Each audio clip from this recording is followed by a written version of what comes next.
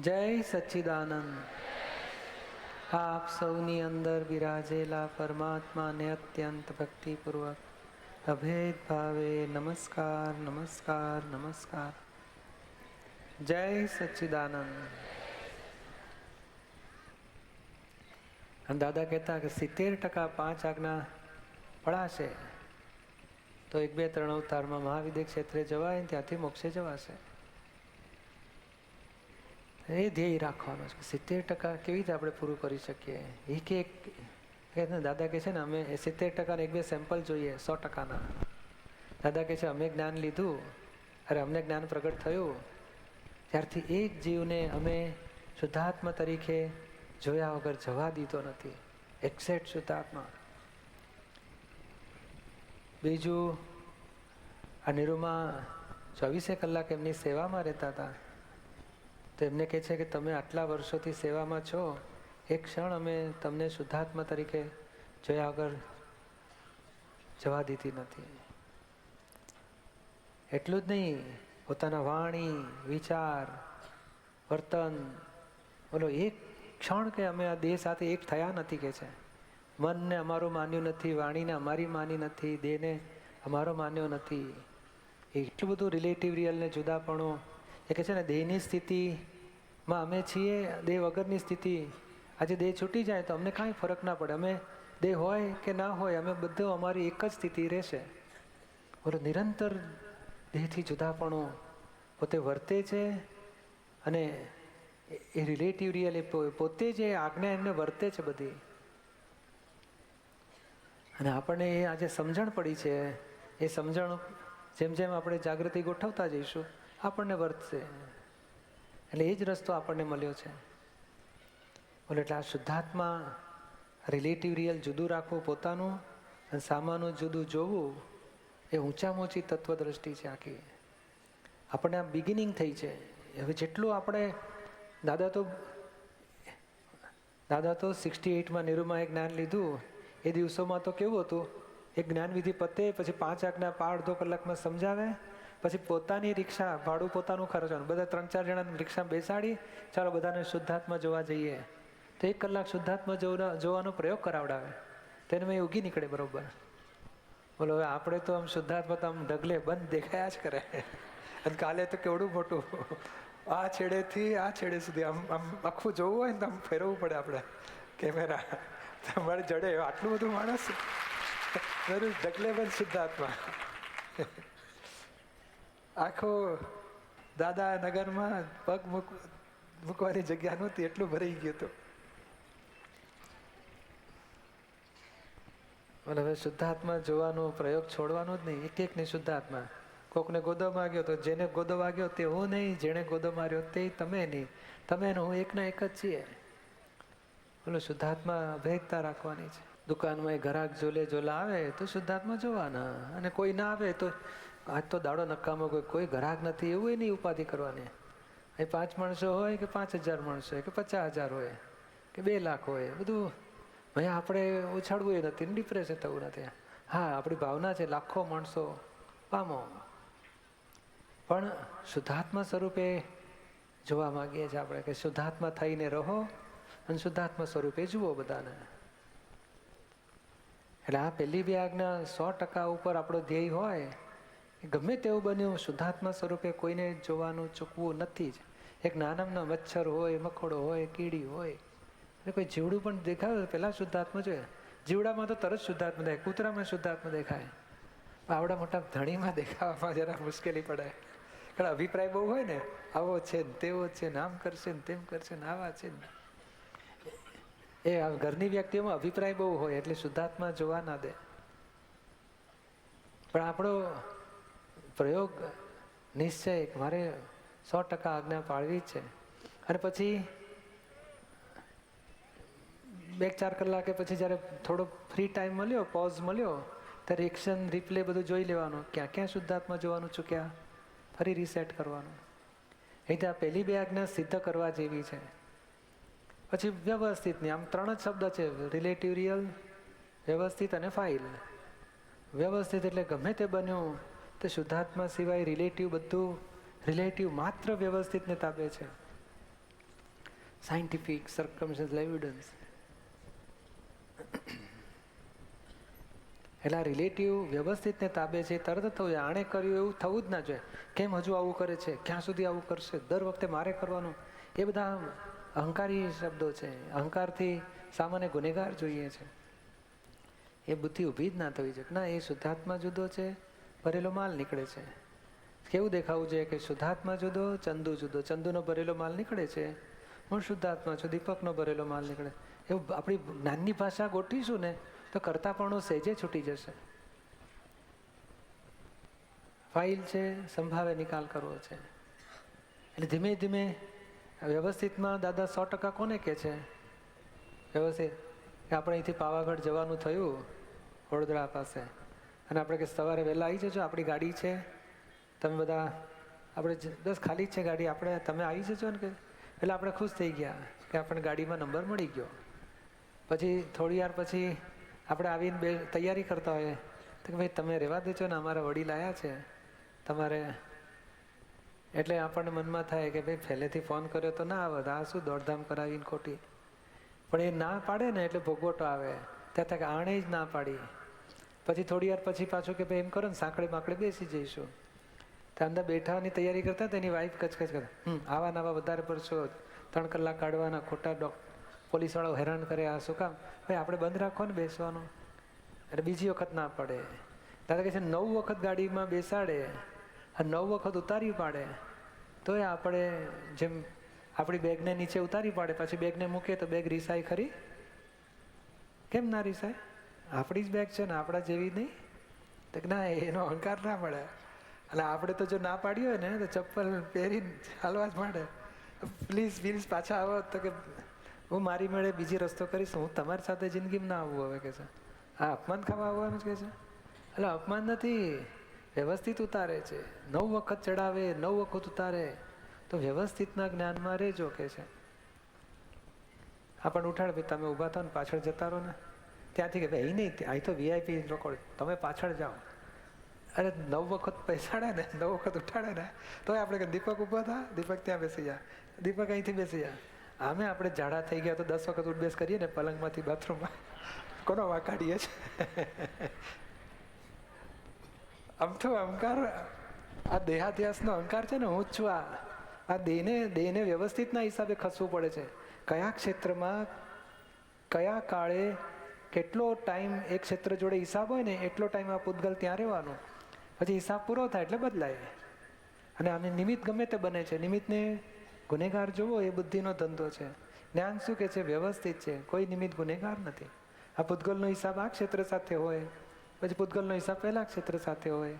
આપણે જુદા ને દેહ જુદો. પણ વ્યવસ્થિતનું જ્ઞાન ગોઠવવું છે. દાદા કે અમને તો 27 વખત ઉઠાડે ને બેસાડે ને અમને કશું પોટલા જેવા. અહંકાર, દેહને હું છું કેનારો અહંકાર જ ખલાસ થઈ ગયો છે અમારે. આપણે એ લેવલે જવા માગીએ છીએ. અને કદાચ ઊભો થાય અહંકાર કે મને કેમ કે ભાઈ આપણો હિસાબ છે ને વ્યવસ્થિત નથી, કોનો દોષ? ચલો ઊભો થઈને ત્યાં બેસી જાય. આડાઈ ના કરીશ. કેટલાક તો આડાઈ કરે પછી રીસાય. કાં તો આમ જો જબરા હોય ને તો હો કરે ને, લોકોને ખબર પડે કે કંઈક આ બિચારાને તકલીફ કરે છે, એટલે પછી ભાઈ રહેવા દો, બેસો કશો વાંધો નહીં. એ ત્રાગા મોટા કરે ને લોકો ગભરાઈ જાય બીજા લોકો, એટલે પછી એને કોઈ હલાવી ના શકે. એટલે આપણે આ કઈ સીટ કંઈ કાયમની છે? આ દેહ જ કાયમનો તો દેહને જગ્યા મળવાની વ્યવસ્થિત નહીં હોય. પણ આ અહંકાર, દેહાધ્યાસનો અહંકાર, હું જ છું આ. અને જેટલો દેહાધ્યાસનો અહંકાર જાડો એટલો આત્મજાગૃતિ બંધ. પછી આપણે આત્મજાગૃતિ વધારવી એ આપણો ધ્યેય છે. આ તો વ્યવસ્થિતને તાબે સોંપી દો. પણ આવું બધું ધીમે ધીમે એક આજ્ઞા સિદ્ધ કરવા માંગીએ છીએ કે જો આપણું જીવનનો ધ્યેય રાખીશું તો આ સિદ્ધ થતા અને આજ્ઞાનું ફળ શું? તો કે સમાધિ. ભગવાન મહાવીર જેવી સમાધિ રહી શકે એવું આ 5 આજ્ઞામાં બળ છે. અને ફાઇલો તો કે આપણે છૂટવું છે આ જગતથી. એમ કરતાં કરતાં છૂટીને આ હિસાબ પૂરા થાય છે. ઉપકારી છે ફાઇલો, આપણને છોડાવે છે. જેટલું આપણું દેવું થયું છે કે લેણું છે એટલું જ પૂરું કરવા ફાઇલો ભેગી થાય છે. અહીં રાગદ્વેષનું દેણું લેણું છે. જેટલો દ્વેષ કર્યો હશે અને જેટલો રાગ કર્યો હશે એ ફળ આપી, રાગમાં શાતાની ઇફેક્ટ આપશે દ્વેષમાં અશાતાની ઇફેક્ટ આપશે અને ઇફેક્ટ આપીને પૂરું થાય છે. આપણે ખુશ થવું જોઈએ કે ચાલો હિસાબ પૂરા થયા, આપણે મોક્ષ માર્ગ માટે છૂટી મુક્તિ થતી જાય છે. અને આ બધાનો મોટો પાવર ક્યાંથી ભરવો આ સમજણનો? તો સત્સંગ. કારણ કુસંગથી અહંકાર ને બુદ્ધિ ચગે છે અને સત્સંગથી અહંકાર બુદ્ધિ ઠરે છે, ક્ષય થાય છે. એટલે આ સત્સંગનું બળ સૌથી મોટું જરૂર છે. કુસંગમાં આત્માથી વિમુખ થાય વૃત્તિ ઊભી થયા જ કરશે. આ સત્સંગથી આત્મજાગૃતિ વધે એવો સંજોગ મળે છે. અને આ સત્સંગ તો પ્યોર એબ્સોલ્યુટ આત્માની જ વાત છે. આત્મા પરમાત્માનો સત્સંગ કહેવાય. દાદા કહેતા ને કે આ તો પરમહંસની સભા કહેવાય, જ્યાં આત્મા પરમાત્માની વાતો થાય, દેવદેવીઓ પણ હાજર હોય, એમના આશીર્વાદ હોય એમાં. એટલો ઊંચો આ સત્સંગ કહેવાય. એટલે આ શુભનો સંગ નથી. શુભ એટલે ખરાબ છોડીને સારામાં આવો, એ શુભનો સંગ કહેવાય, એ હંસની સભા કહેવાય. અને શુભ અશુભથી પર થઈને શુદ્ધ આત્મામાં આવવું, પાપ પુણ્યથી પર થઈને અકર્મ દશામાં આવવું, એ આ પરમહંસની સભા કહેવાય. અને જ્યાં શુભની વાતે નથી, આત્માની વાતે નથી, એ બધું પછી એ બધું એને આપણે બહુ ખરાબ શબ્દો તો ના કહેવાય, કાગડાની સભા કહેવાય કે કાવ કાવ કરે, વાદ વિવાદ કરે પછી છૂટા પડે. આપણે આ હંસની સભા દુનિયામાં હોય, પણ આ પરમહંસની સભા કોઈ જ્ઞાની હોય, તીર્થંકરો હોય ત્યારે જ કે છે થાય. તે આપણી એ સભા છે. એટલે સત્સંગનો ટચ જેટલો રખાય ને એ પ્રાયોરિટી રાખવા જેવી છે દિલમાં. પછી ફાઇલો છે આપણી, કર્મ ભરેલા લાયા છીએ, એ પૂરા કરવા, એ તો આપણી આજ્ઞા પાડો ને તો એ આજ્ઞામાં રહ્યા. અહીં ઠેઠ બારણા સુધી આવીને પેલો કોઈ દબાણ આવ્યું કે ના હમણાં ઘેર ચાલો, આ મુશ્કેલી છે, આમ છે, તેમ છે, હું અડધો 10 મિનિટ દર્શન કરી, નહીં હમણાં ચાલો, તો પછી વ્યવસ્થિત કહીને જજો. દાદા કહે છે અમારી આજ્ઞા પાડો છો તો તમારું બધું જમા ગણાશે. એ 2 કલાકના સત્સંગની ક્રેડિટ થઈ ગઈ આપણને. ભાવ આપણે રાખવાનો છે કે પ્રાયોરિટી સત્સંગમાં રહો. અને પ્રતિક્રમણ સમજી લેવાનો કે બીજાને કંઈ પણ દુઃખ થયું તો આપણે ફાઇલ નંબર 1ને જ કહેવાનું કે તમે પ્રતિક્રમણ કરો. અને ધીમે ધીમે ફ્રી ટાઈમ હોય તો દાદા પોતાનું જ કહે છે કે અમે જ્ઞાન થયું 1958માં, 4 વર્ષ સુધી દિવસ રાત એક વ્યક્તિઓના, જ્યારથી એ વ્યક્તિ જીવનમાં ભેગી થઈ ત્યારથી આજ સુધી એની પ્રત્યેના રાગ, દ્વેષ, મોહ, કશાય, અહંકાર, અભાવ, તિરસ્કાર બધું ધો કર્યું. નજીકની વ્યક્તિઓ, કુટુંબની વ્યક્તિઓ, દૂરના ગામના, સગાવાલા, ધંધાના, એકને શુદ્ધાત્મા ભાવે જોઈ એની માટે થયેલા રાગ, દ્વેષ અને આ ભાવમાં ભેગા થયા તો પૂર્વભાવના હિસાબે ભેગા થયા છે. આ ભાવ, પૂર્વભાવ, સંખ્યાત ભાવ, અસંખ્યાત ભાવ, બધામાં રાગ, દ્વેષ, વિષય કસાયથી જે ગુના થયા બધાને હૃદયપૂર્વક માફી માગી છું. આવી ભૂલો ના કરવાની શક્તિ આપો. બોલો એક વ્યક્તિઓના પ્રતિક્રમણ કરીને ચોખ્ખું કરી નાખ્યું. અને એ છેવટે આપણે ફ્રી ટાઈમમાં આ ચૂકવા જેવું નથી. મારો જ અનુભવ કહું તો મને 91માં આ વાત દાદાની આ સત્સંગ સાંભળ્યો, જોયો, એટલે આમ હોય ખરો પણ બહુ નોટિસ નહોતું થયું. પણ તે વખતે પ્રતિક્રમણ નામનું પુસ્તક થતું હતું નેરુમાં, બધું એમની સાથે રહીને કરું ત્યારે એ વાણી મને વાંચવામાં આવી. વાંચ્યા પછી તો મેં તો આ તો કુટુંબના તો પ્રતિક્રમણ જ મારે રહી ગયા છે. આમ સાધારણ કર્યું હોય પણ ડીપ નહોતું કર્યું. પપ્પા એટલે ફાધર વધરની વાતો સાંભળી હોય, કુટુંબમાં બધા ભેગા થાય, એકબીજાના નેગેટિવ જ હોય, દ્વેષ ને અભાવ ને ચાડી ચુગલી જેવું કહો ને, નિંદા કોથલી, તો પછી બધું કાનમાં પેઠેલું એટલે પોઈઝન તો પેઠું હોય ને પછી વાંકી દ્રષ્ટિએ જોવાયા હોય. અને હું સત્સંગમાં આવું એટલે એ લોકોને દાદા ભગવાન વાળા બગડી, છોકરાને બગાડી નાખ્યો ને જિંદગી બગાડી નાખી, એ બધું જાતના આક્ષેપો હતા એ લોકોના. એ પછી મને ગમે નહીં કે આમને કાકા પાસે જઈશું કચકચ કરશે, એટલે મારો અભિપ્રાય વાંકો બેસી ગયો. મેં તો આ તો બધી ભૂલ જ ગયા. તો એક કુટુંબના વ્યક્તિઓને 2-3 વર્ષ સુધી જ્યારે નવરો પડું ત્યારે પ્રતિક્રમણ ચાલુ કર્યા. અને પરિણામ કેવું આવ્યું? કુટુંબની એક વ્યક્તિઓ આ બાજુ મદ્રાસ ગયા હોય, બેંગ્લોર ગયા હોય તો ત્યાં 2-4 જણા આવે, રાજકોટ ગયા ત્યાં, વડોદરા ગયા ત્યાં, મોરબી ગયા, એક સત્સંગમાં બોલો 1-2-3 જે સત્સંગ કુટુંબીઓ બધા આવતા ગયા.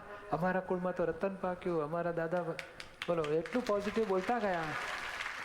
અને તું તો બહુ મોટું દાદા ભગવાનનું સરસ કામ કરે છે, તે જીવન સરસ બનાવ્યું ને અમે તો આમ ને તેમ જ્ઞાને લઈ ગયા, આજે સત્સંગમાં આવતા થઈ ગયા. એટલે આ શું છે કે આપણા જ પ્રતિક્રમણો થવાથી બહુ ફરક પડશે.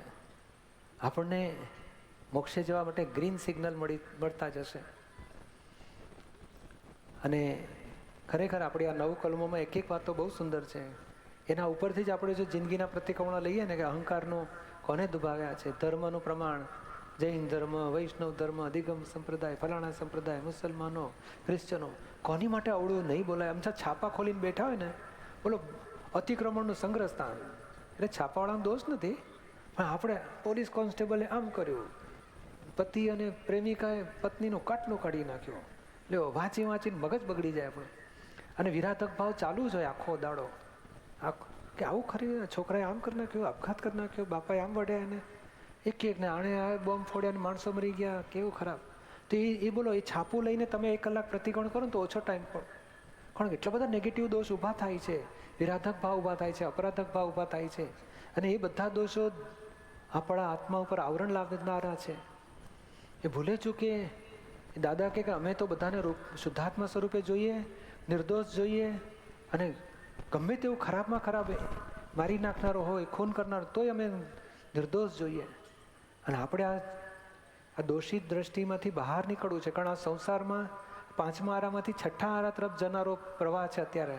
એટલે આવું બધું ટીવી ને સિનેમા ને આ બધું હિંસા ને ભય ને વેદના, મારામારી ને વિષયના વેરઝેર ને,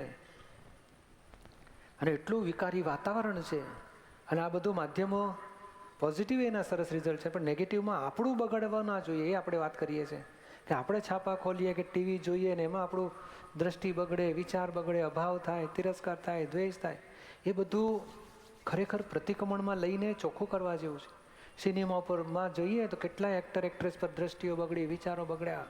પછી સાસુઓના ચિત્ર કંઈક રોલ હોય તો પેલી પર દ્વેષ થાય, આની પર રાગ થાય, નર્યું ઢગલે બંધ આપણે દોષો કર્યા હશે. એટલે આ બધું નવરા પડ્યા કુટુંબની વ્યક્તિઓ, પછી આવો વિકારી દોષો, અહંકારથી અભાવ તિરસ્કાર કર્યા, ધર્મ સંબંધી કોઈ સાધુ સંતો આચાર્યો ભક્તો ભક્તાણી માટે અવળા વિચાર્યા, જાત જાતનું ચિત્રીને બુદ્ધિએ આ સંસારના રાગ દ્વેષમાં કે કારખાના જેવું કહેવાય, આખો દાડો અવળું ચાલ્યું હોય, એ હવે બધું પાછા ફરીને ધોવો. આ મોટું હોમવર્ક છે આપણું, કે નવરા પડ્યા એક એક દોષને સંભાળીને. 9 કલમમાં તો જુદી જુદી વાતો છે, કોઈ પ્રત્યે અભાવ તિરસ્કાર, વાણીના દોષો, વિષય વિકારી દોષો, ખાતી વખતે એના બધા દોષો, જીવંત અગર મૃત્યુ પામેલાના દોષો, એ ખરેખર બધા દોષોને સંભાળીને પ્રતિક્રમણ કરવા જેવું છે. કારણ આપણે આ ચોપડા ચોખ્ખા કરીશું તો આ શું છે, માર્ગ ખુલ્લો થયો છે. ચાલવાનું છે, આપણે ચાલવામાં ક્રિયા નથી પણ સમજણ ગોઠવવાની છે, કેવી રીતે દોષો ચોખ્ખા કરવા. જેટલા દોષ ચોખ્ખા થયા એટલા મોક્ષ માઇલમાં આપણી પ્રગતિ થઈ. આ જગતમાં કોઈ બાંધનારું નથી, આપણા દોષે કરીને આપણે બંધાયા છીએ. તો આપણા દોષો જો ચોખ્ખા કરી નાખ્યા એટલે સિમંદર સ્વામીની પ્રાર્થનામાં કેટલું જબરજસ્ત વાક્ય છે કે આખા જગતના જીવો પ્રત્યે અવિરાધક ભાવ અને સર્વે સંકિતી જીવો પ્રત્યે આરાધક ભાવ મને નિરંતર રહેજો.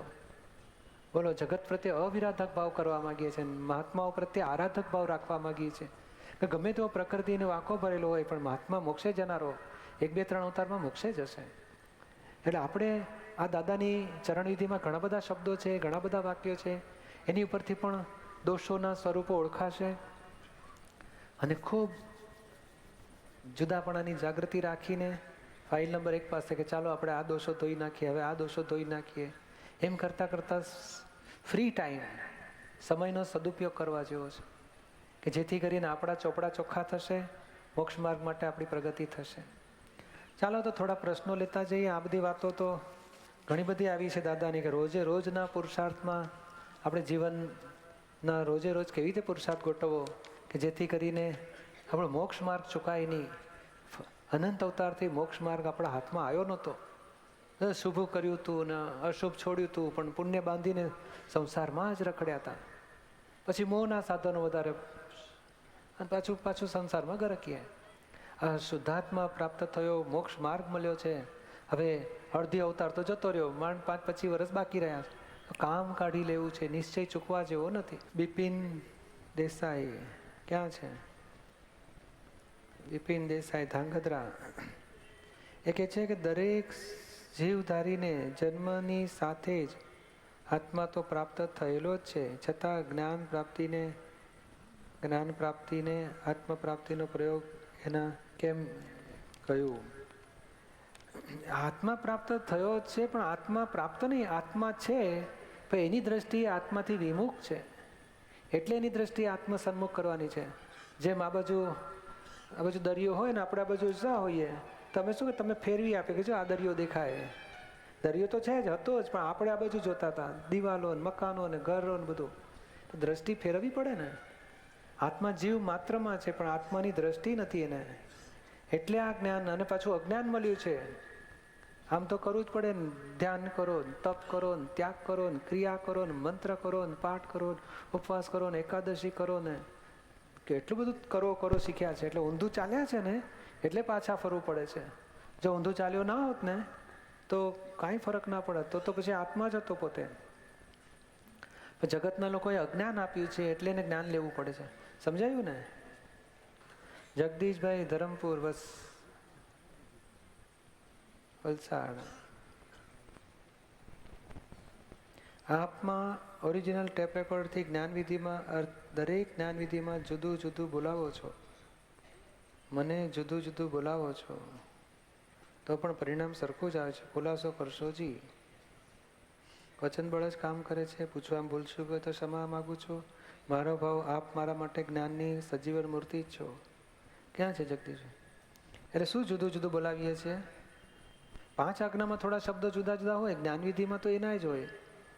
અને તે મુખ્ય વસ્તુ 5 આજ્ઞામાં એની જ વસ્તુ હોય, એટલે જુદું હોતું નથી. મૂળ દાદાની ગોઠવેલી જ વસ્તુ છે, અને એ જ બોલાવાની હોય છે. એટલે આ તો દાદાની કૃપાથી બધું કલ્યાણ થાય છે. આખી કહે ને કે આ તો મારું કશું જ આમાં છે નહીં, કરતા પણ નથી ને બોલવા પણ નથી, દાદાને સોંપી દીધું, દાદા તમે જ સંભાળજો. પણ 2,500 માણસોની સમર્પણ વિધિ, કોને જોવા જો, કેટલાય ના દેખાય, શું થાય?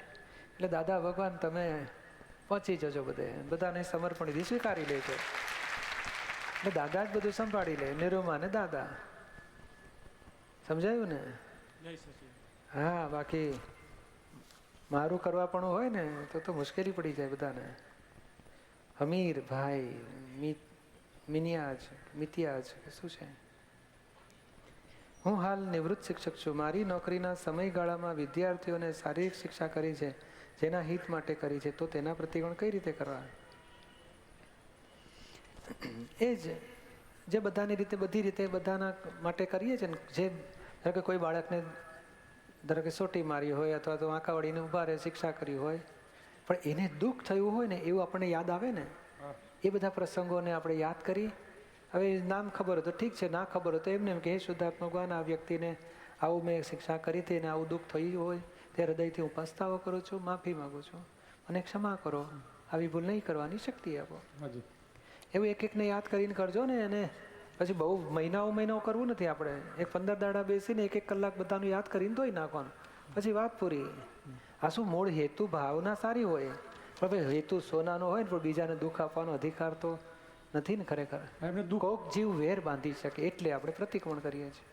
એમને દુઃખ થઈ ગયું છે, એમને થાય ને, તે તો બધા યાદ કરીને ખાસ કરવાનું. અને કેટલાક લોકો છોકરાઓ ઉપકારે માને કે સાહેબ જો મને વઢ્યા ના હોત ને તો જિંદગી હું અવળે જાત, મને સવળો ચડાયો.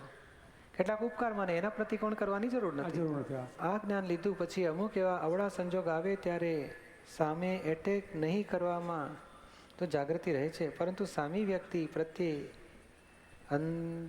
અંદર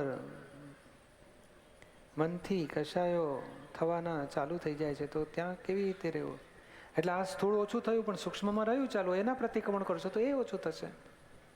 હા, પણ દીપકભાઈ અંદર આમ એની જાતે જ ચાલુ થઈ જાય. હા, એટલે ભરેલો માલ તો હોય ને. આ કેવું થયું? પેલા ઉગ્ર હતું, હવે મંદ થયું. પેલા બહાર નીકળી જતું હતું, કઢાપો થતો હતો, હવે અજંપો થાય છે. હવે એના પ્રતિક્રમણ કરશો તો એ ઓછું થશે. એટલે આપણે શું કરવું? અડધો કલાક બેસીને પસ્તાવા લેવાશું. અને ત્યાં કેવી રીતે જાગૃતિ રાખવી કે અંદરથી બંધ થાય? એ અંદરથી બંધ થાય એની માટે 5 આજ્ઞાની જાગૃતિ રાખવાની. તમે એને જો શુદ્ધાત્મા જોશો, ચંદુ જુદો, શુદ્ધાત્મા જુદો. ચંદુનો ભરેલો માલ નીકળે છે, માટે દોષિત છે નહીં. આપણી માટે ફાઇલ છે, સંભાવે નિકાલ કરો છો. આ શબ્દો હાજર રાખજો ને, હા. એ જ તમારું આ કશાયોને ઓગાળવાની દવા છે જબરજસ્ત. અને આજ્ઞા ચુકાય છે તો સમજી જાઓ કશાયો ઊભા થયા છે. અને કશાયોના પ્રતિકોણ કરજો અને પાછું આજ્ઞામાં રહેશો, કશાય બંધ થતા જશે. હાજી. પુરુષોત્તમ જય સચ્ચિદાનંદ. સિંધવ પુરુષોત્તમ. હા, નયા જન્મમાં જેવા બીજ નાખ્યા હોય, ગયા જન્મમાં જેવા બીજ નાખ્યા હોય કે ભાવ કર્યા હોય એવા ફળ આ જન્મમાં આવે છે.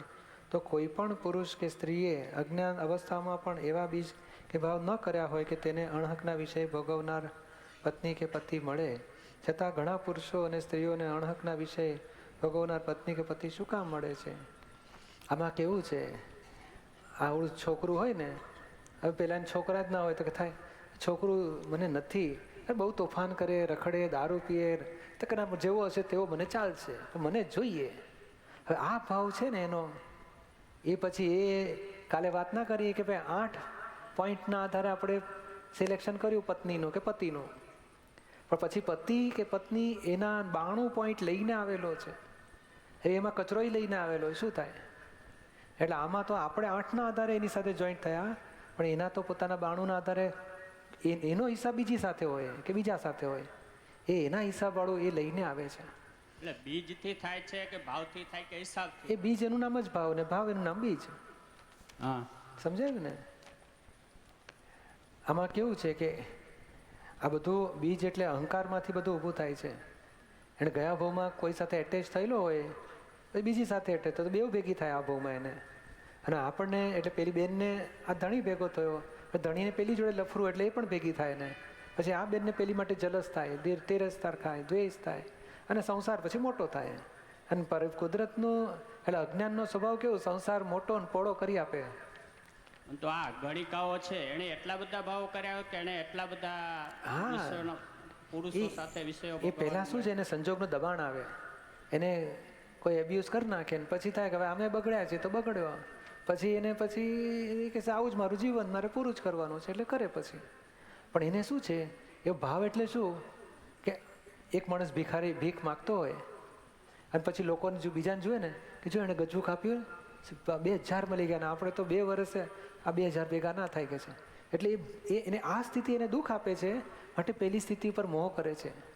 આ કુદરતનો કે ને કે રિવાજ આવો છે કે જે સ્થિતિ જે અવસ્થા એને મળી છે એ અવસ્થાને દુઃખદાયી લાગે તો પછી બીજીના ભાવ કરે. હા, કેવું સરસ!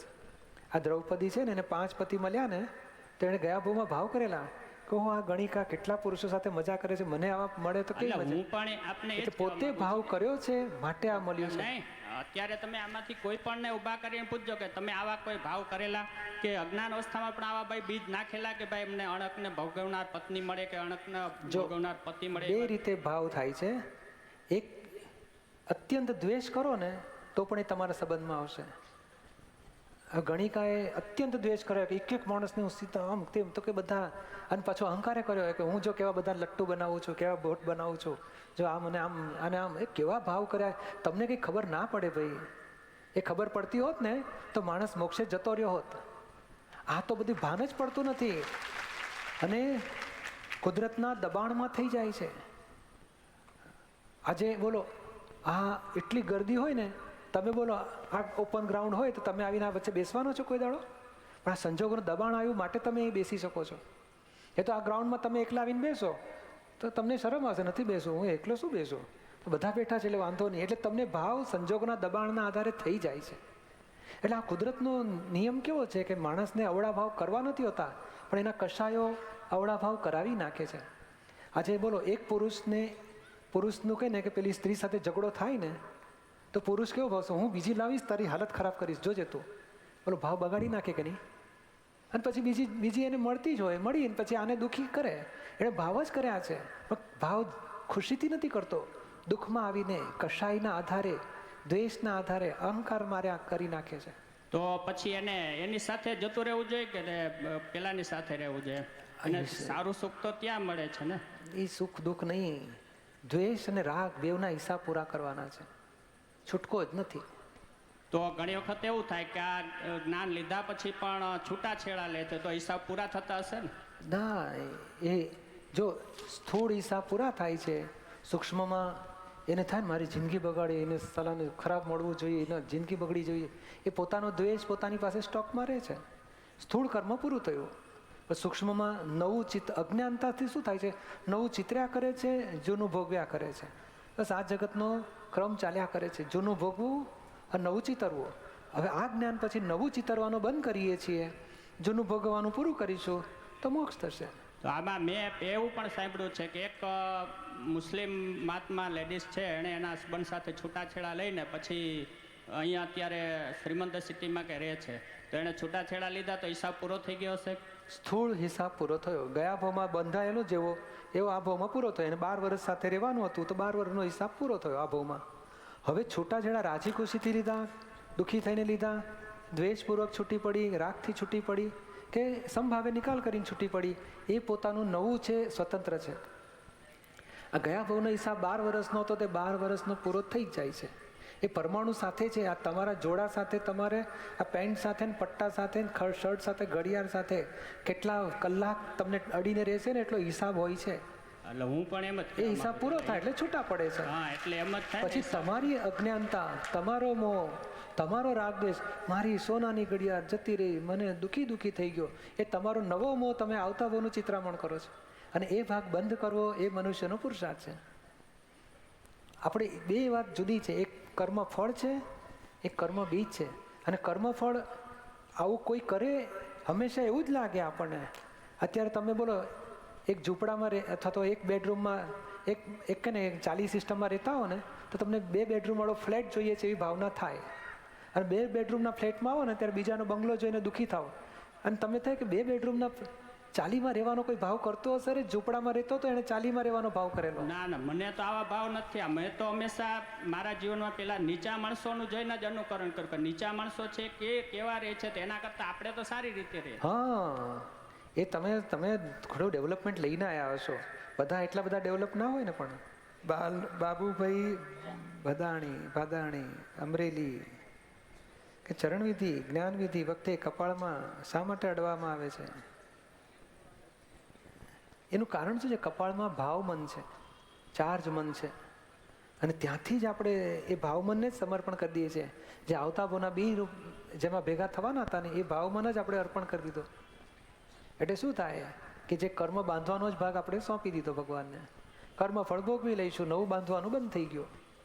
એટલે આ કપાળમાં ચાંદલો કરવાનો હેતુ પણ આ કપાળ અહીંયા વિધિ કરે છે ને અંગૂઠે, કેમ ભગવાનના અંગૂઠે માથું અડાડે છે કે અહીંયા આપણે અહંકાર, આપણો આવતો જે કર્મ બાંધનારો ભાગ છે ને એ બધું અર્પણ કરીએ છીએ. સમજાયું ને? જય સચ્ચિદાનંદ. વિનોદભાઈ રાજકોટ, ફાઇલ નંબર 1 ઘણા ટાઈમથી સત્સંગમાં જાય છે પણ તેનામાં સ્વભાવ કોઈ ફેરફાર થયેલ નથી. મને માનસિક કોણ છે વિનોદભાઈ? એ ફાઇલ નંબર 2 માટે કહો છો કે 1 માટે કહો છો? ફાઇલ નંબર 1 માટે.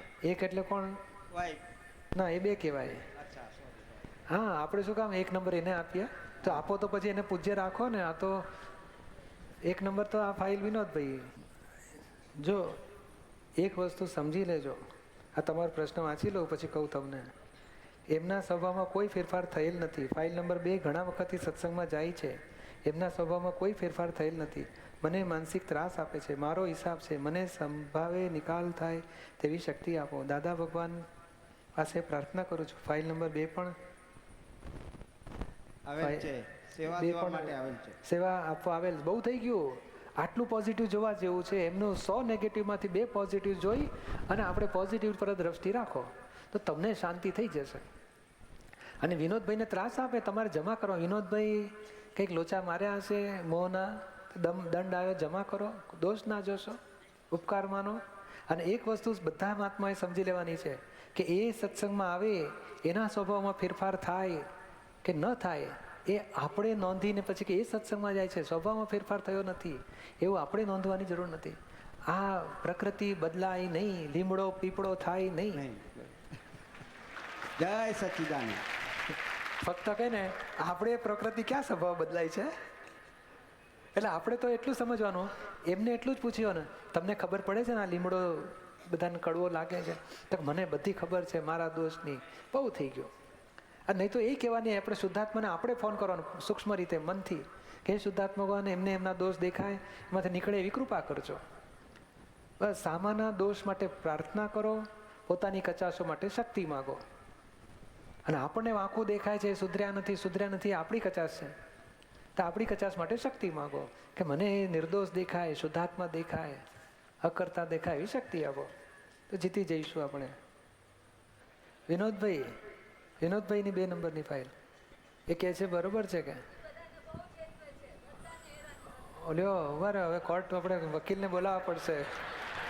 બધાને બહુ જ હેરાન કરે છે, બધાને જેટલા મળે ને બધાને છેતરે, પૈસાની રીતે બિચારાના ઘરમાં જિંદગી બગાડી નાખે. હું એને કેટલી વખત કહું છું કે તમારો અવતાર કેવો આવશે, તમે જરાક સારું કરો.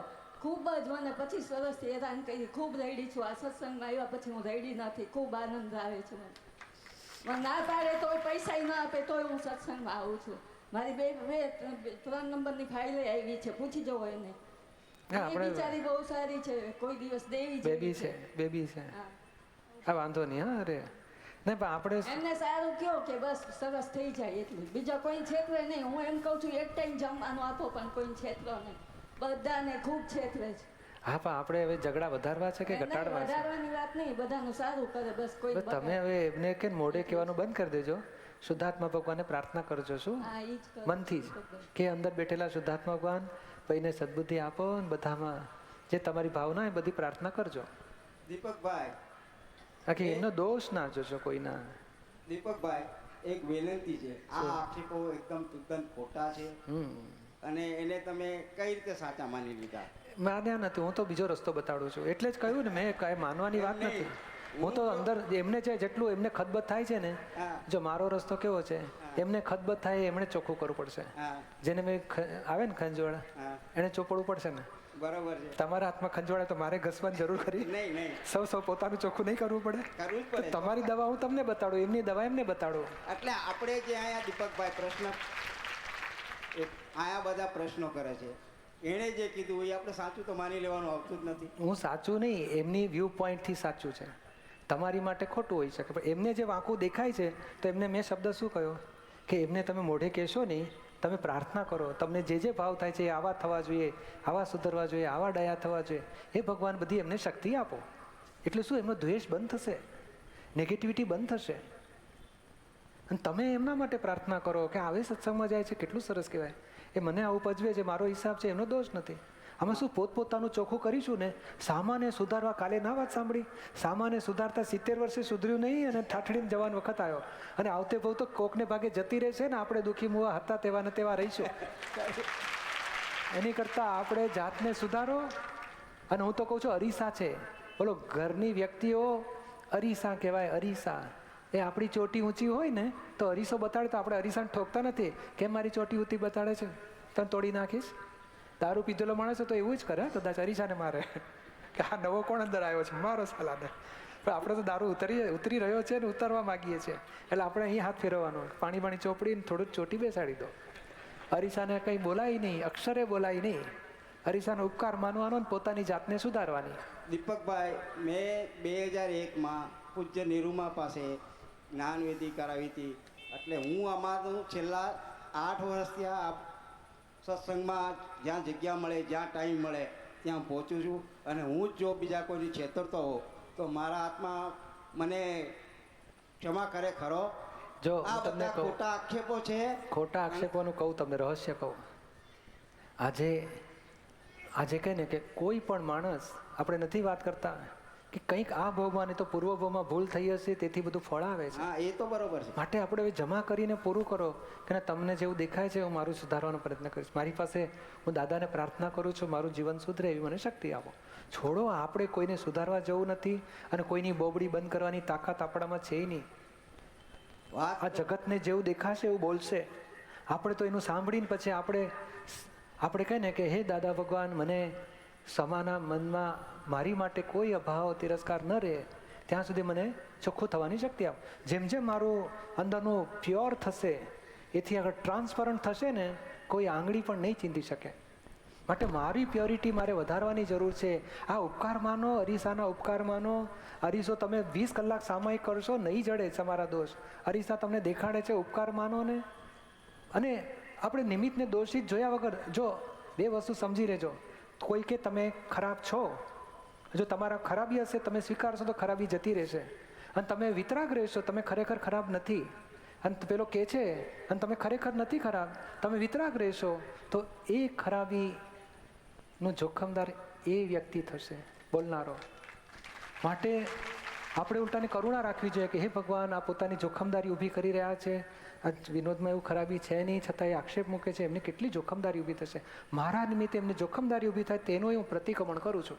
પણ ઉશ્કેરીને ભારા જો ઉશ્કેરાવ છો ને માટે ગુનેગાર છો. ભારા બાંધાય છે ને આમાં તો ખોટા ના, પણ ઉશ્કેરાવ છો માટે ગુનેગાર છીએ આપણે. એ ગમે તેવું બોલવાનો અધિકાર છે. દારૂ પીધેલો માણસ શું ના બોલે? હા, એ બરાબર. બાપનું બોલે, માનું બોલે, દાદાનું બોલે, બધાનું બોલે. ગાંડા માણસનો કોઈ ભરોસો નહીં. દારૂ પીધેલો માણસ, ગાંડો શબ્દ ના બોલાય. આ તો મોંરૂપી દારૂ હોય ને એમાંથી બધું ઊભું થાય છે. પણ મુખ્ય વસ્તુ શું છે? જો સમજવા જેવી વાત છે, જ્યાં સુધી તમે સામાન્ય દોષિત જોશો, તમને સામાન્ય શબ્દો પર અભાવ થાય છે, દ્વેષ થાય છે, અકળામણ થાય છે, તમે જોખમદારી પોતાની વહોરો છો. એનું જે થવાનું હશે થશે, પણ તમે તમારો મોક્ષ બગાડી રહ્યા છો. અને જો જેણે છૂટવું હોય એણે વિતરાગ થવું પડશે. જો ભગવાન મહાવીર ઉપર લોકોએ બહુ રાગના ટોપલા ઢોળેલા ને દ્વેષના ટોપલા ઢોળેલા. ભગવાન બંને ટોપલામાં વિતરાગ રહ્યા, ત્યારે મોક્ષે ગયા. અને આપણે એ શીખ્યા વગર છૂટકો જ નથી. પણ દીપકભાઈ, આજે હું બધા તમને આક્ષેપો કરું અને હાજે પાછી ચરણ વિધુ કરું તો એનો શું મિનિંગ? આજ બહુ જુદું છે. આ બાજરાના દાણા ઉગે છે. હવે આપણે સમજવું જોઈએ કે મારા ખેતરમાં બાજરો ઉગ્યો કેમ, માટે આવી પડ્યો છે. ક્યાંથી આવ્યો મને જોવાની જરૂર નથી, મારે ચોખ્ખું કરવાની જરૂર છે. આપણે ચોખ્ખો કરવાના પ્રયત્ન પૂરેપૂરા કરીએ છીએ, છતાં પણ આવે છે. જો અકળામણ થતી હોય ને તો સમજી જજો કે ચોખ્ખું કરવાનો પ્રયત્નમાં પોલ મારીએ છીએ. દ્વેષપૂર્વક ચોખ્ખું થતું હશે? સંભાવે નિકાલ. સામાન્ય ગુનેગાર જોઈને તમે ચોખ્ખું કરી શકો જ નહીં. સામાન્ય જેટલો ગુનેગાર જુઓ છો એટલું તમારી કચાશ છે. સામાન્ય ગુનેગાર જોઈને પોતાની ભૂલો ધોવા જશો ને, છાંટોય ધોવાશે નહીં ભૂલનો. પણ મને જેટલું જે આક્ષેપ થાય છે એટલું સામાન્ય થશે ને. મને કોણ? તમે આમાં તમે કોણ આમાં? ના, હું તો કાંઈ છો જ નહીં. ના, વિનોદભાઈ છો કે શુદ્ધાત્મા છો? શુદ્ધાત્મા. તો પછી વિનોદને છો ને. હવે હિસાબ હોય તો પૂરો થશે. એક શબ્દ કાને આવો ને, બોલો, એક પરમાણુ બીજા પરમાણુને અડવું ને એ વ્યવસ્થિત ને તાબે હોય છે. તો આવડા મોટા શબ્દો હિસાબ વગર આવતા હશે કે? જમા કરો ને. એક અવતાર માર ખાઈને તપ કરો તો અનંત અવતારનું સાટું વળી જશે. જય સચિદાન. અને તમારે બેન એમને સુધારવાની મહેનત કરવી છે કે મોક્ષે જવું છે આપણે? હા દીપકભાઈ, એવું નથી. ના, પણ જેવા હોય તેવા લોકો જાણે ને એ જાણે. તમે શું કામ કચકચ કરો છો? ઘરમાં આખો દિવસ એવું જ કરે એટલે. તમે છે ને જેવા છે તેવા આપણો પતિ છે ને, તો પતિનું તમે હિસાબ પૂરો કરો ને એની જોડે. નવો દ્વેષ થાય છે ને તમને અંદર, એના ડગલે ને પગલે તમને અકળામણ થાય છે ને, એ તમારી અકળામણ તમને મોક્ષે જતા રોકશે. એ તો ક્યારેય જતા રહેશે. પુરુષની જાત છે, છોડીને જતા વાર નહીં લાગે ને. આપણે આપણા મોંને જુઓ ને, આ મોંથી તમને એની પર તમને એ સુધરે એવી અપેક્ષા છે, એનું નામ મોં. અને આપણો મોં આપણને ભારે પડશે. બીજો સારો ધણી મળશે, આવશે, આવતી અવતાર ફાવશે તમને, રૂપાળો તમને હાચવે એવો ચોખ્ખો ચટ. તો પછી શું કામ સુધારવાની મહેનત કરો છો? આખો દડો ચિત્રો છો. આના કરતા તો સારા હોવા જોઈએ, તો સારો મળશે તમને. તમને આમ ફૂલની જેમ રાખશે અને સંસારના કાદોમાં ઉગાડી નાખશે. હવે તો લગ્ન ક્યારેય બસ. તો પછી શું કામ સુધારવાની મહેનત કરો? ઉલટાનો ઉપકાર માનો કે મને મોક્ષે જવાની તમન્ના જાગી હોય તો આવડા ચાલે તો મને મોક્ષે જવાની તમન્ના જાગે છે. ઉપકાર માનો, ઉપકાર. જેટલો સામો માણસ વાંકું કરે છે એ જ આપણને સંસારનો મોહ તોડી આપે છે, સંસારનો રાગ તોડી આપે છે, આપણા મોક્ષની ધ્યેય મજબૂત કરી આપે છે. ઉપકાર માનો એક દોષ કાઢવા જેવો નથી. અને એમણે શું કરવું જોઈએ, ના કરવું જોઈએ, એ માણસ પોતાનો સ્વતંત્ર હશે કે વ્યવસ્થિત ને તાબે હશે? એ પોતે જાતે કરતા હશે. આપણું ધાર્યું થાય છે તો સામો એનું ધાર્યું કરી શકતો હશે? તો વ્યવસ્થિત ને તાબે સોંપી દો. વ્યવસ્થિત ચલાવે છે જગતને. આપણે પ્રાર્થના કરીને છોડી દો. તમારી દ્રષ્ટિથી એ વાંકો દેખાવ. તમે કહો શું નામ તમારું? જ્યોતિબેન. જ્યોતિને કહો તું પ્રાર્થના કર, હા દીપકભાઈ ઈ જ અને એના આત્માનું મોક્ષે જાય એવી પ્રાર્થના કરવાની છે. મારો ધણી સુધરે ને મને શાંતિથી રાખે, એ પ્રાર્થના મોહનું સ્વરૂપ જ છે. હા. એ સુધરે અને આપણને શાંતિમાં રાખે ને એવી આશા રાખશો જ નહીં. જો તમારે મોહ જો વધારે હોય તો એવી પ્રાર્થના કરજો કે સુધરે મને શાંતિમાં રાખે. ના એવું અને કલ્યાણની ભાવના કરવી હોય તો કરો કે મોક્ષે જાય ને હે દાદા ભગવાન જગતના જીવો મોક્ષે જાય એ કૃપા કરો. આપણે સમજાય છે ને આ મોહનું સ્વરૂપ ઓળખો. આ અપેક્ષા રાખો છો, આક્ષેપો આપો છો, એ જ બધું મોહનું સ્વરૂપ છે. જેટલું રાગ દ્વેષથી છૂટ્યા ને, પાડોશીનો ધણી આવું કરતો હોય તો પડોશણનો ધણી આવું કરતો હોય, તમે શું કરો એની માટે? હા કાંઈ ન કરે. કેમ ના કરો? તમે તો દયાળુ માણસ છે ને. આ જ્યોતિ પાડોશણ છે તમારી નોય હગલી. હા એ પાડોશણ ધણી શું કામ તમે ઉકળાટ કરીને તમારો અવતાર બગાડો છો? હા બરાબર. જય સચ્ચિદાનંદ. છૂટવા જેવું છે. માર તો હોય ને રોજ દાળમાં ઘાસલેટ નાખીને ખવડાવતો હોય ને તોય કચકચ કરવા જેવું નથી. બોલો આપણે ચોરી કરી હતી ને એટલે પોલીસવાળા જેલમાં મારે છે આપણને. પોલીસવાળાનો દોષ નથી, આપણી ચોરીઓનો દોષ છે. કોઈ અવતારમાં ચોરી કરવી નથી નક્કી કરો તો આપણને આ પોલીસવાળાના દંડ ભોગવી લો. 2 કરવાના છે. હવે નવી ચોરીઓ કરવી નથી, પોલીસવાળાનો કોઈ ગુનેગાર નથી, મારા દંડનો હિસાબ આવ્યો છે, મારી ભૂલનો દંડ આવ્યો છે, કોઈનો દોષ નથી. કરીને દાડા કાઢો. 6 મહિનાની જેલ હોય, 12 મહિનાની જેલ હોય, 5 વર્ષની, પણ આ અવતાર પૂરો કરતા સુધી તપ કરો અને પછી મોક્ષને માર્ગે આગળ વધવું છે આપણે. આવા નવા ધણી કરીને અવતાર બગાડ્યા, એ સુધરે નહીં ને આપણો અવતાર બગડી જાય. એની કરતાં આપણે સુધરો તો આપણો મોક્ષ થશે. જય સચ્ચિદાનંદ. એક છે અપમાન ગળવું એ મહાન બળવાનપણું છે. જ્યારે અપમાન આવે છે ત્યારે તાતો ખૂબ જ લાંબો ટાઈમ રહે છે, ભોગવટો ખૂબ જ રહે છે. અપમાનને કઈ ચાવીથી સહજતાથી ઓગળી શકાય તે ચાવી કૃપા કરી બતાવશો. તે કઈ બાબતથી અપમાન લાગે છે? શું કહેતો અપમાન આવે છે? સામેથી એવું તમે બહુ ખાસ- સારા છો કે તો અપમાન લાગે તમને? ના તમે બહુ સારું કામ કરો છો તો અપમાન લાગે છે? તમે ઘણું જ્ઞાનમાં આગળ વધ્યા છો તો અપમાન લાગે છે? તો શું એવું કહે છે લોકો તે અપમાન લાગે છે આપણને? એ ભૂલ કાઢે તો અપમાન લાગે. ભૂલ કાઢે એટલે અપમાન. હા, પછી કોઈ કહે કે તું ખોટી છે તો ખોટી. અપમાન લાગે. અને અક્કલ વગરની કહે છે તો બહુ અપમાન લાગે. તમે પણ ભણ્યા હશો ને? તમે તો કંઈક શું ભણ્યા? 12 પાસ. 12 પાસ. તમે કહો 12મી પાસ છે તો તમને અપમાન લાગે? ના લાગે કે લાગે? હા, જે હોઈએ એ આપણે સ્વીકારવામાં વાંધો ખરો? અત્યારે તું ભૂલ વાળી તે આવી ભૂલ કરી એવું કોઈ કે તો બહુ અપમાન લાગે નહીં? આમ શું થાય? માથું ફાટું થાય કે ધરતી ફાડી નાખું એમ થાય? એવું જ થાય, મગજ ઉપર ચડી જાય છે. આમ. એને દોષિત જ જોવાય જાય, કંઈક ને કંઈક તો જોવાય જ જાય એમ. આમ ના કહો પણ- કે નિમિત્ત છે, નિર્દોષ છે, એમ બોલાય જ ખાલી, પણ આમ પાછું ક્યાં પણ- ક્યાં દાદા પાસે વયું જાય એમ. કે આ એમ નહીં. દાદાનું જ્ઞાન. નહીં ભાઈ, એ કહે કે તું ખોટું કરે છે, તું ખોટી છે એવું કે તેમાં સાચું કહેવાય કે ખોટું કહેવાય? એમાં દુઃખ શું લગાડવા જેવું હતું? એ એક્સેપ્ટ નથી થતું એમ. ના પણ આપણે તપાસ તો કરો કે ભાઈ આ ભાનું બધી રીતે 100% પરફેક્ટ છે દરેક કામમાં? ના કાંઈ જ નથી. કેવી રીતે ખબર પડી તમને? તો લખો કેટલી આમ જગ્યાએ ખબર લોચા મારે છે કે છે. આ ભૂલ છે, પણ ઈ બતાવે ત્યારે ના પણ એ બતાડે ત્યારે આપણે જોવાનું. અરીસો ભૂલ બતાડે, તમારી ચોટી ઊંચી હોય તો અરીસો બતાડે તો શું કરો? અરીસો તોડી નાખવો જોઈએ કે ફેંકી દેવો જોઈએ? ઘરમાં કેન્સલ રાખો, અરીસા રાખો જ ખરા? રાખો છો? શું જોવા રાખો છો? હું કેવી સરસ દેખાઉં છું એ જોવા માટે જ રાખીએ છીએ ને. એવું મારી કે પોતાની કે કચરા બચરા ભૂલ જોવા માટે રાખીએ?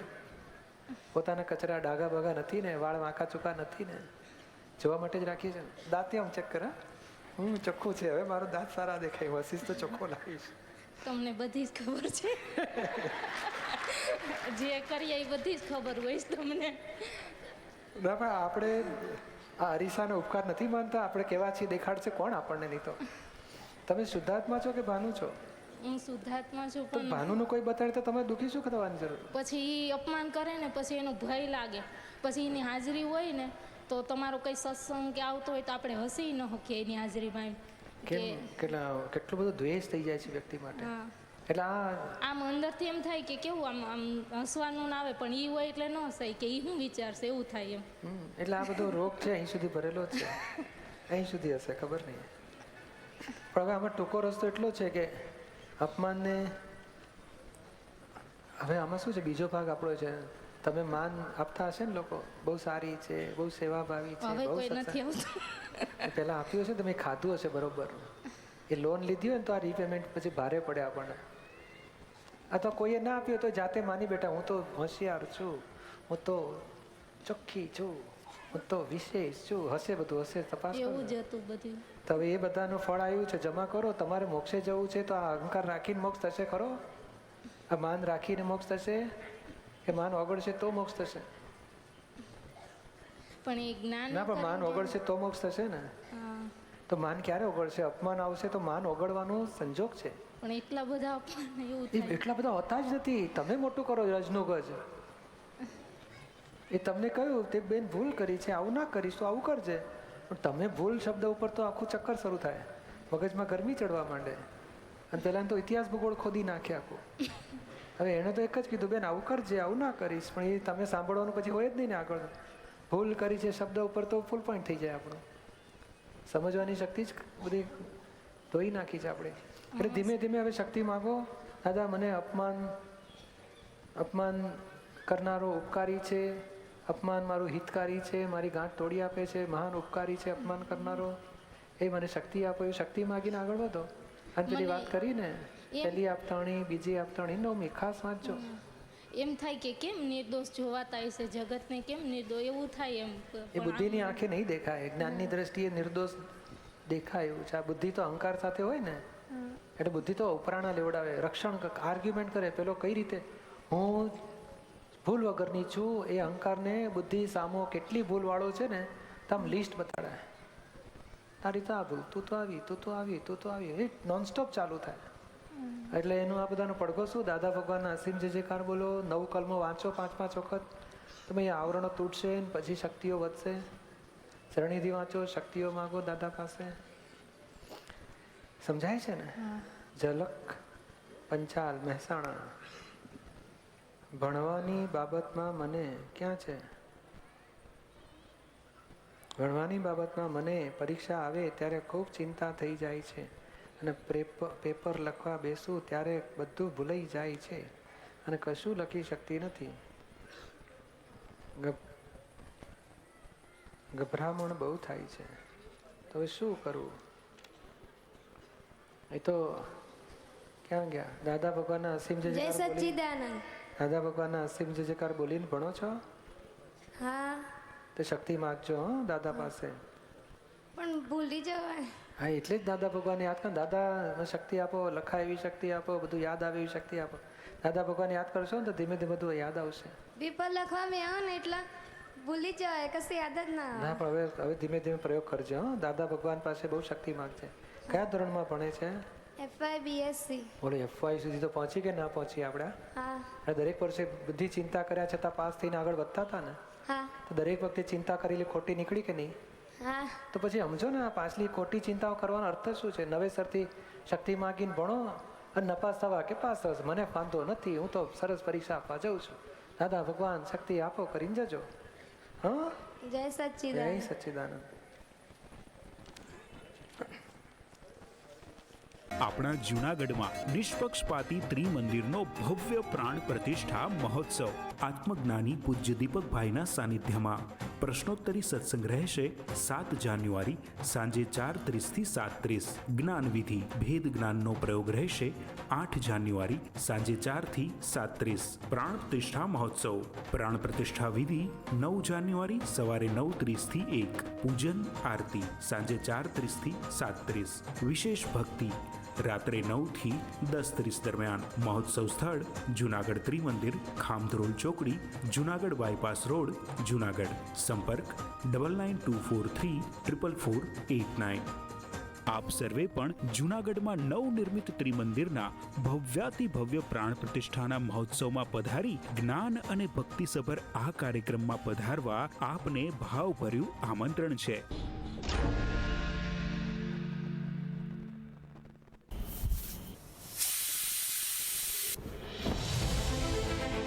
લોકડાઉન જ્યારે અનલોક થવા જઈ રહ્યું છે,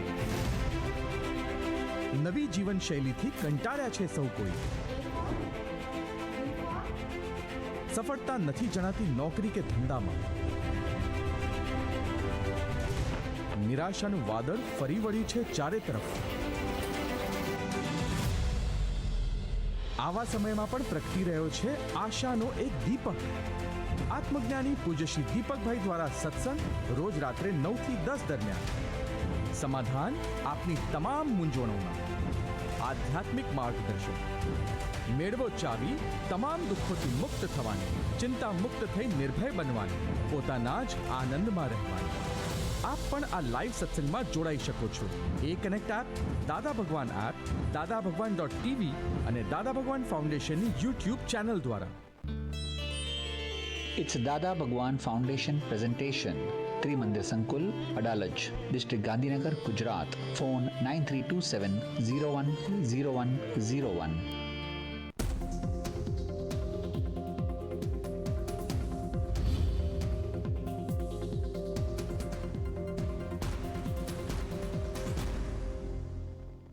देश में 50 से 80% लोगों को vitamin D, B12, calcium, iron, omega, vitamin C, zinc और प्रोटीन की डेफिशिएंसी से अर्थराइटिस, खून की कमी, लो इम्यूनिटी, कमजोरी, कैंसर, ऑटोइम्यून डिजीज, ब्रेन और नर्वस सिस्टम के खतरनाक डिसऑर्डर हो रहे. इन्हीं पोषक तत्वों की कमी को पूरा करने के लिए पतंजलि न्यूट्रिला ने तैयार किए हैं plant based natural organic nutraceuticals. Nutrela के प्राकृतिक पोषण से मिलेगी आपको रोगों से लड़ने की शक्ति व स्वास्थ्य.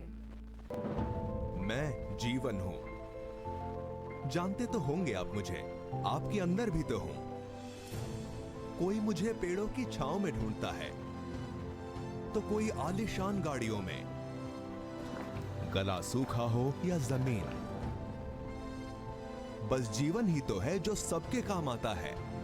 पहले मैं हर जगह आसानी से मिल जाता था, अब मैं बाजारों में मिलता हूं.